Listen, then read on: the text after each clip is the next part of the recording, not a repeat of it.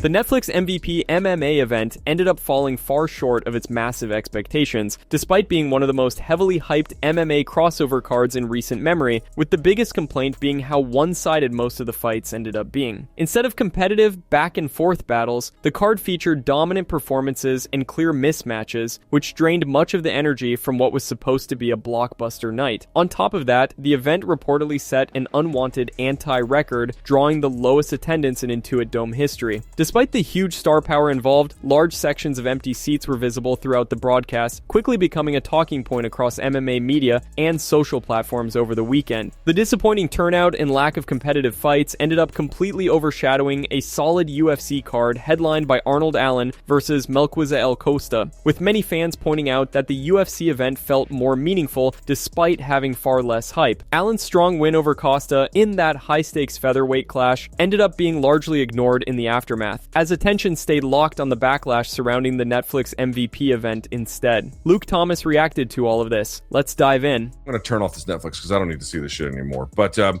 reason why... Here, let's just kill that. The reason why is because, well, it's hard. A lot of these were squash matches. There was only one fight that went past the first round. There's just a lot that makes it kind of hard to spin forward. And again, this is not even an organization that we even know will have us, or a union, I should say. We don't know if they're going to have a second event. We don't know even with who that would be, especially given what Ronda said after the fact.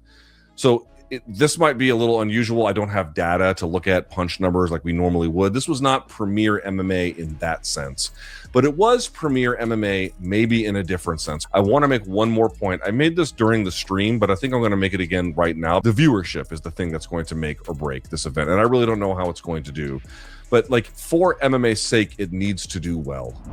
MMA fighting reporter Jed Meshew just shed light on multiple major MMA rumors. One of the biggest subjects was Jon Jones' unusual appearance on the broadcast desk during the Netflix MVP event. Jones spoke openly about wanting out of his UFC contract in order to pursue a fight with Francis Ngannou, but Jed questioned the logic behind the comments. Jones remains under a UFC contract. Because of that, any realistic scenario involving him fighting outside the UFC right now appears highly unlikely, regardless of public comments or crossover talk. Meshew also broke down the UFC lightweight title picture, where things are still in flux depending on upcoming results. A key detail he highlighted is that Ilia Topuria's future at lightweight could hinge entirely on Conor McGregor's performance against Max Holloway at UFC 329. Meshew also discussed the stakes of the Paddy versus BSD fight and what it could mean for a potential Armand-Sarukian matchup, as well as a potential vacant lightweight title picture. Let's dive in. By the way, if BSD, for Paddy Pimblett, if he beats for both guys, what do you think is on the line for the winner of BSD Paddy Pimblett here?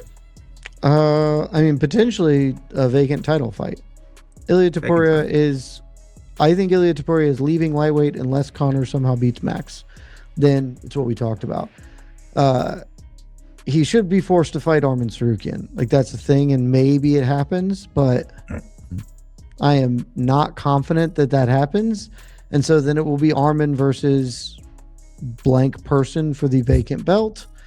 And do we want to do Charles again? Charles keeps winning significant fights, so maybe you just do it. But, you know, if Paddy styles on BSD or the other way around, I think that you can just be like, yeah, that's fun. Let's do that. Throw him in there. So I would assume the UFC would want Paddy Pimblett to win his next fight after losing. And I very much do not believe he is going to win this fight. Khamzat Chimaev just snapped at a former teammate turned rival camp member, adding another layer of tension ahead of a potential rematch with Sean Strickland. Dennis Tuliulin, a UFC middleweight who trained with Chimaev for years before recently joining Strickland's camp, spoke to Russian channel Usha Taika about the situation surrounding the fight and what happened afterward. Dennis revealed that after the bout, Chimaev confronted him directly over his decision to help Sean during camp, accusing him of sharing insider details picked up from years of training together. Tuliulin explained that he doesn't regret his decision, making it clear that his loyalty now lies with Strickland and his team. The situation adds more heat to an already tense rivalry, with Chimaev actively pushing for a rematch against Strickland. However, Sean is currently dealing with shoulder injuries that could sideline him for around 10 months. With Chimaev also known for long periods of inactivity between fights, there is a real possibility the matchup could simply be delayed until both men are ready, potentially setting up a long-awaited rematch once the division clears up. Now let's dive into what Dennis had to say. The fight didn't disappoint, in my opinion. It was a good fight. Maybe for someone, it was boring, but in my opinion, it was very watchable, tense, and dramatic. With a lot of technical stuff going on, strategic changes and everything, there are some nuances that I have noticed in Khamzat in the past. For example, in order to survive against Chimaev, you need to stay calm. A lot of guys get nervous when they feel Khamzat on their backs. Also, you have to put psychological pressure on him. Like you saw with Sean, he pressed him more and more with each round, kind of breaking him psychologically. There are some other small details which helped Sean win this fight. Obviously, I helped him prepare a lot for this fight. I met Khamzat after the fight, and it was clear he was not happy with me. He smirked and told me he expected more from me, saying I disappointed him because he believed I had given Strickland some inside information. But I had to help my teammate. That's all I could do.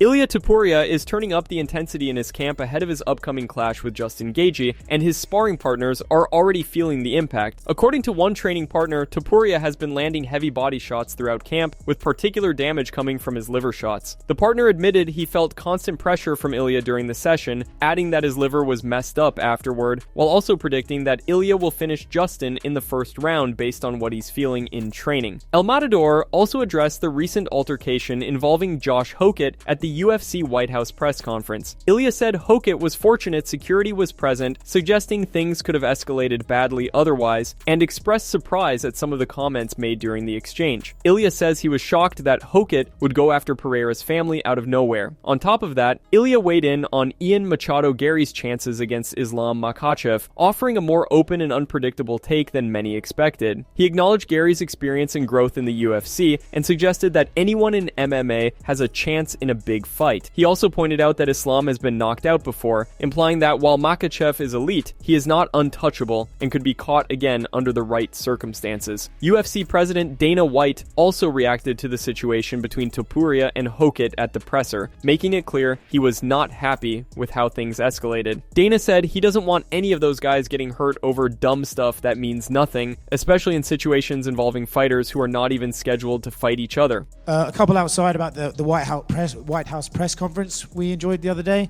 When Josh Hokit is screaming at Alex Pereira and Ilia Topuria, and then Alex Pereira stands up, what exactly goes through your mind? I don't want any of these guys getting hurt over stupid shit that means nothing with guys that are never going to fight each other. You know what I mean? It's not like Ilia Topuria and Hokit are going to end up fighting. So it was just, you know, I think that whole thing is goofy anyway. But, you know, the guy went out and performed. Unranked guy went in and beat the number 5 guy in the world. So that's it from MMA Psycho. Thanks for watching. Don't forget to leave a like and subscribe for daily MMA news.